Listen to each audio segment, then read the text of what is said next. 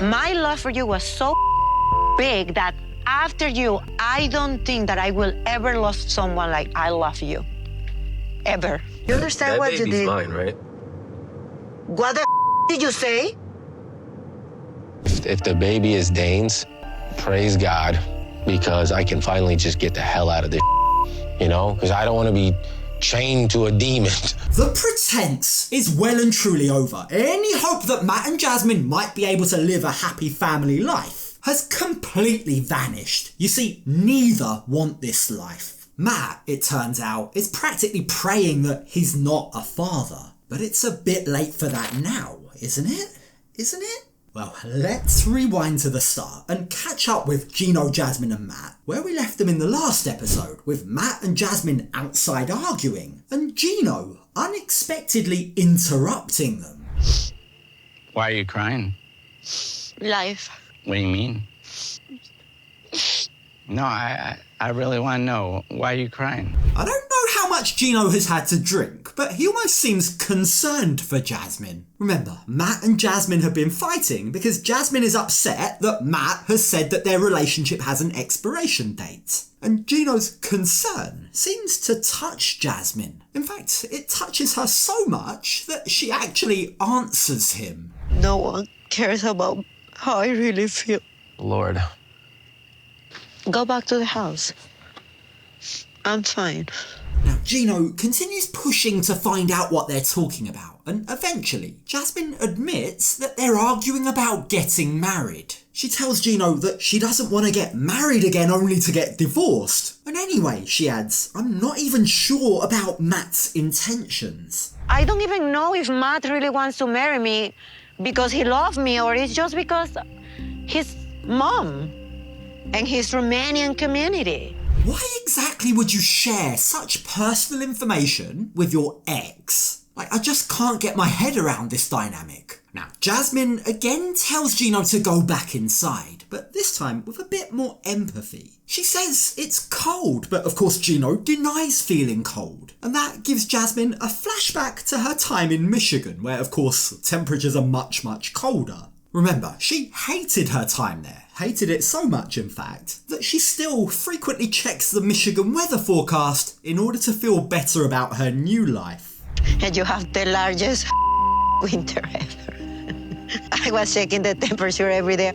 Why are you guys getting along? I'm not getting along with him. Jasmine might see the funny side in that, but Matt doesn't. He really doesn't like the fact that Jasmine is joking around with Gino. Now, I think from his perspective, what really adds salt to the wounds here is that she's laughing and joking around with her ex, the ex that she can't seem to let go of, while their relationship is in the dirt at the moment. I mean, that's got to hurt seeing them interacting like that. And as a result, Matt's patience, his humour, is at zero. In fact, he lashes out at them both. You want sharing visitations? We could share her.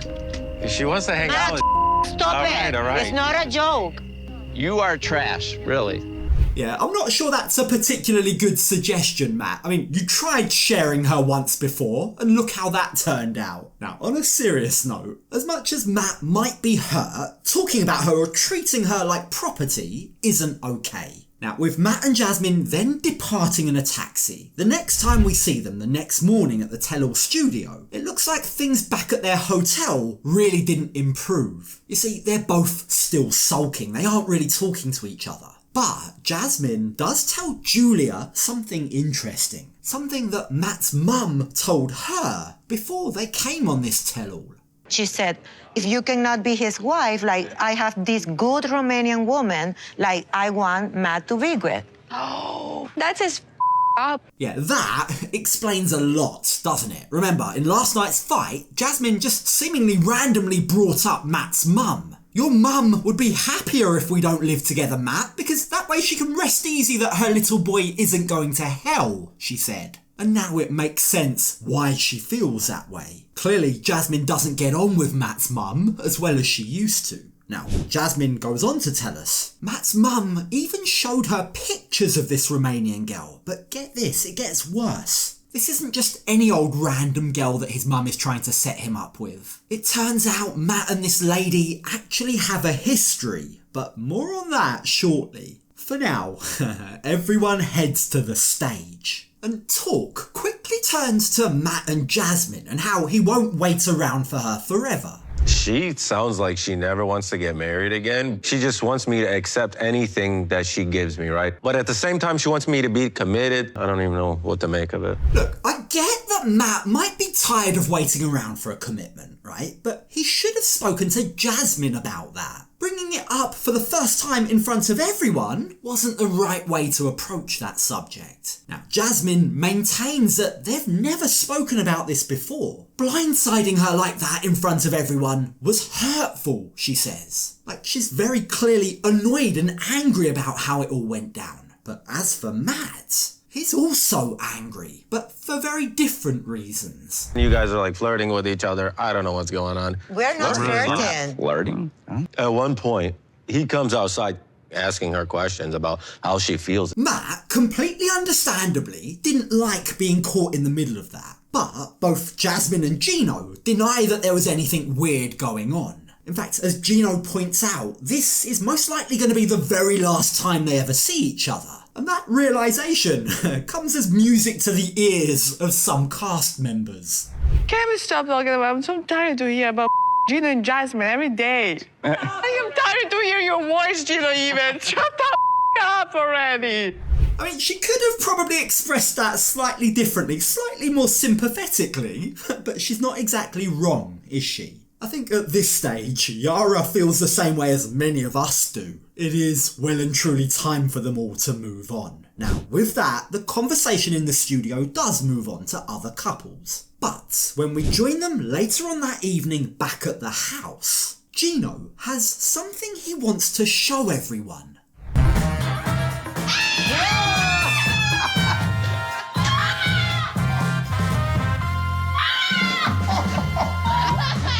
Yeah, that underwear belongs to Jasmine. Remember, that first night after their fight at the house, she assaulted his luggage with her underwear and then placed her used underwear in his bag. I mean, it was disgusting. But I've got to say, Gino doesn't seem to mind that she left them. Like, if anything, he seems way too comfortable with those panties. And Guillermo is suspicious. Did you do something dirty with these panties?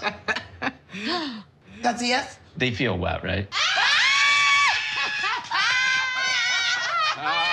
That's disgusting, but I wouldn't put it past him. We all know he's a dirty old man. Now, thankfully, Matt isn't around to hear that, because I'm guessing learning that his girlfriend left her used panties to her ex to use probably wouldn't have gone down too well with him. Now, when everyone gets together for dinner, Matt and Jasmine are still keeping their distance from each other. And somewhat surprisingly, Jasmine turns to Yara, of all people, to confide in. She tells her what Matt's mum said to her.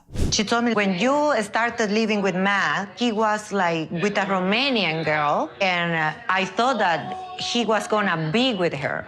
Why is this a big deal? Because apparently before they started this whole open marriage fiasco, Jasmine expressly asked Matt if he was dating anyone. She says she was very clear with Matt that she wasn't going to get involved with him if he was with someone else. Her morals, cough cough, wouldn't allow her to hurt another person. But it now transpires that Matt was actually lying to her when he said he was single. I'm starting to believe at the same time he was having sex with me, he was having sex with her as well. Oh, wow. And he didn't tell that to nobody. He always said he was single. It's one big, gigantic mess. And Matt's mum only told Jasmine about this right before they left for the tell-all.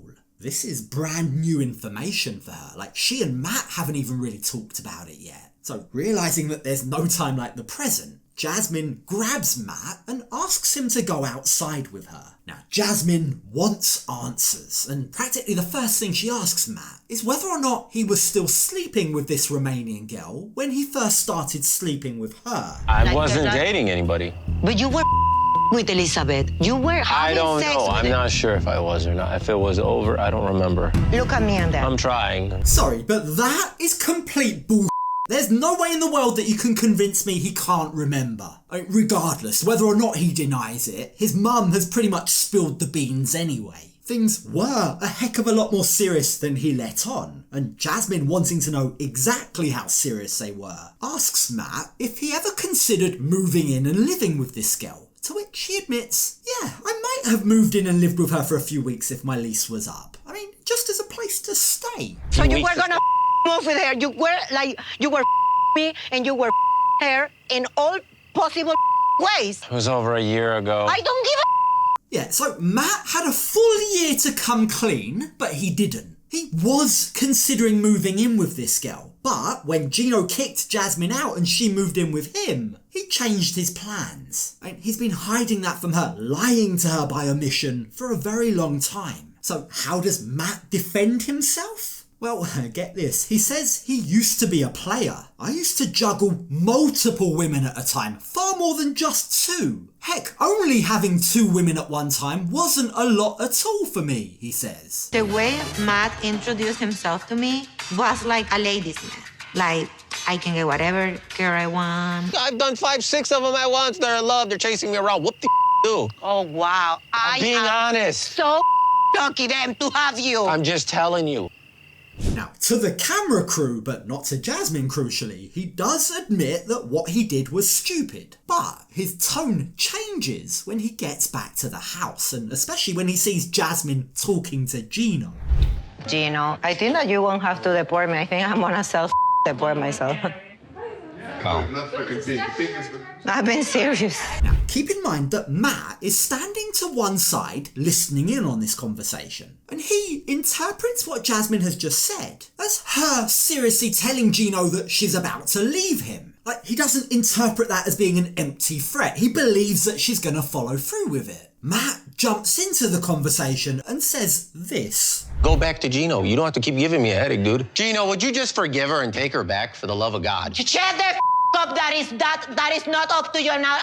Property. For Matt to talk about or talk to the woman he claimed to love, the woman that he was proposing to a few weeks ago, like this, as if he doesn't really care about her at all or she's a piece of property that he can pass around, is absolutely unacceptable. Sorry, but it is. That's the mother of his child. He should not be talking about her like that. But then again, as we're about to see shortly, perhaps his own child doesn't really even mean all that much to him. Either way, furious at what's just happened, Jasmine storms outside. And while the rest of the cast, not really knowing the full context of what's just happened, all turn to Matt and kind of side with him, surprisingly, Gino doesn't. He passes up the opportunity to have a dig at her. In fact, he separates himself from the group and follows Jasmine outside.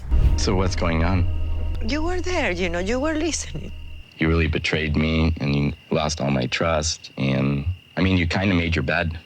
You made your bed, Gino says. Now you're gonna have to lie in it. But Jasmine responds to that by saying, do you really think I wanted this, Gino? Like, do you really think I planned all of this? If I planned it, what have I gained from it? Look at me, look at my life and my relationship, she says. Do you really think things have worked out better for me? But if she was hoping for any kind of sympathy from Gino, she's not gonna get it. You got your green card and now you're with a guy 18 years younger than me, which is what you wanted.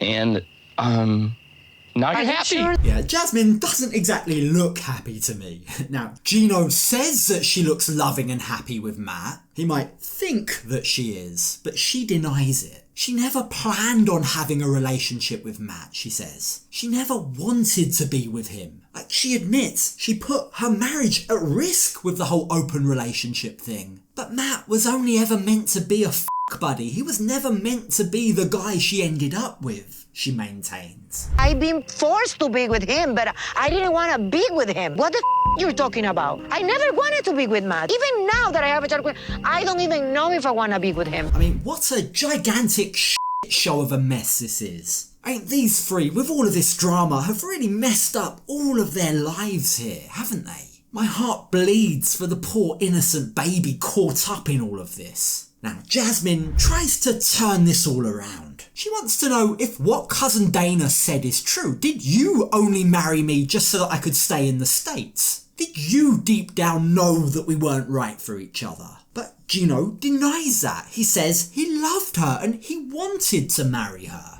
Look at your tattoo. What does it say? Or what does it mean? Two cherries together forever and always. That's what you used to say to me. Looking at their faces, you can see just how painful this conversation is for them both. Gino points to her tattoo, a constant reminder of their past together, and says to her, that was a sign of what we hoped for the future. But none of that transpired. You sold me a dream, he says. But it's fake because I never love you, right? I don't believe you did. Well, then the tattoo doesn't mean anything. Now, while Jasmine and Gino are talking outside, Matt is talking with some of the other guys inside. They're questioning Matt about his relationship with Jasmine, and they even go as far as to ask, are you sure that baby Matilda is yours? Here's my question. Is this really Matt's kid? We don't know. What was the name of the guy that used to live downstairs of Jasmine's house in Panama? They specifically want to know whether or not Jasmine has had any contact with her ex-boyfriend, Dane. Now, Matt says that he believes Dane might be living in the States now. But that thought of Dane triggers a response and thought process in him that's frankly pretty shocking. If the baby is Dane's, praise God, because I can finally just get the hell out of this, you know? Because I don't want to be chained to a demon. Wow, sorry, but that is fucked up. He's literally here praising or praying to God that the baby isn't his. Praise God if it's not mine so that I can get the hell out of here, he says. Like, how's that for loving a child? Can you imagine when Matilda grows up and one day watches that back? Ultimately, if he doubts that he's the dad, then he needs to go and get a DNA test. Could there perhaps be a world where he isn't the dad? Could that perhaps explain who this mysterious phone number belongs to? I don't know. We have no answer to that, right? But unless he can prove otherwise, we've got to assume that the man who was having sex with Jasmine every single day during the open marriage is the dad. Now, at this point, Matt has had enough. He wants to get Jasmine and leave. Only, unfortunately for him, he goes outside to fetch Jasmine at precisely the wrong moment. My love for you was so big that after you, I don't think that I will ever love someone like I love you. Ever. If Matt and Jasmine's relationship wasn't already in grave danger, it sure is now. Look, Jasmine might just be trying to prove to Gino that her love for him was real. She might just be trying to end their marriage amicably. But her way of doing so sure is messing up her new family. I just can't see a world where Matt will ever get down on one knee and propose to her ever again after hearing that. That's proof, if ever he needed it, that he will forever be in Gino's shadow. And what man wants to live a life like that? I mean, after hearing that, the only thing that Matt wants right now is to get the hell out of there. Are you coming to the hotel or not? It's late. I don't know if you want to come, but I'm leaving.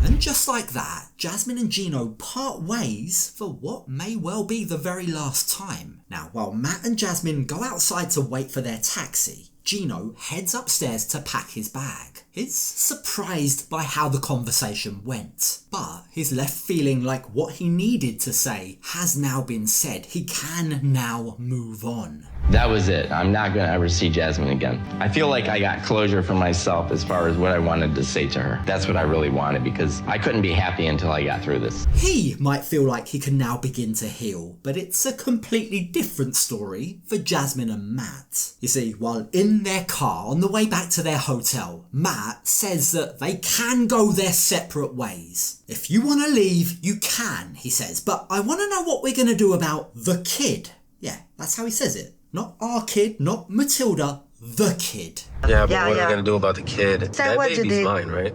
What the did you say? Can you imagine how stupid I'm going to look if this kid's not even mine? Look, this is painful for everyone. There's absolutely no doubting that. But you get the sense Matt's pain is more linked to his ego than the potential loss of his child. I mean, you've got to say, the way that he's talking here kind of makes it sound like he'd actually prefer it if the baby wasn't his. Even if it's mine, like, I got to get dragged through some bull forever with you. So either way, it's bad. If she's yours, it's bad. If she's not yours, it's also bad. Here's the thing, relationships end all the time. If Jasmine and Matt break up, then so be it. But, I'm sorry, what Matt has just said there is pretty much the lowest of the low. Like, can you just imagine how Matilda will feel hearing that back one day? Her dad has just been filmed on TV, regardless of who her mum is, right? He's just been filmed on TV saying that her very existence is a bane on his life. And just for the record, frankly, I've got to say it, regardless of how he might feel or what he might wish to God, I have a feeling that he is going to be disappointed. I mean, just take a look at baby Matilda. She looks a spitting image of Matt. I don't think there's any real doubt that he's the father. And unsurprisingly, Jasmine has had enough. I don't have to wait until that lesson expires. If you don't leave that apartment, I'm gonna leave. Okay. With the way that this relationship started, it was never likely to end happily ever after, was it? And from what Jasmine has been posting since this episode aired, it does seem like the two have now split up. She took to her IG last night to post, quote, "From now on, I'm gonna avoid talking about my situation with Matt as it has changed a lot for the well-being of our daughter. We both want different things, but we're on good terms for our baby girl. The last straw for me has been his family and his point of view about different things. This last holiday made me understand I'll never be accepted." So I think it's pretty clear, since last week and Thanksgiving, the two of them are no more. I mean, you've got to say, based on everything we've seen over the past 4 tell-alls, the writing was definitely on the wall. But I also want to point out what she said. I think it's very important. For the well-being of our daughter. So with that being the case, assuming that they are no longer together, I really hope that they can put aside their differences for the only innocent person in all of this, baby Matilda.